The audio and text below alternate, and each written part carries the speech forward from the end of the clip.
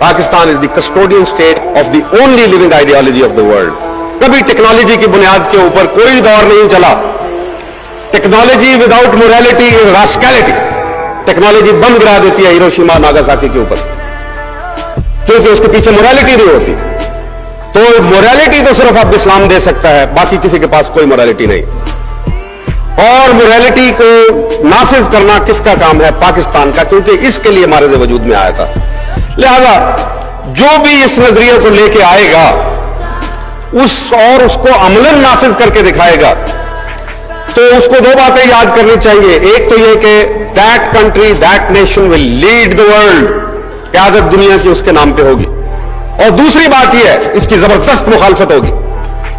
ये ना समझिए कि आसानी से ये करने देंगे। आपका मुकाबला जारी है, आप हालत जंग में हैं, सिर्फ आप इसको जान नहीं रहे कि आप हालत जंग में।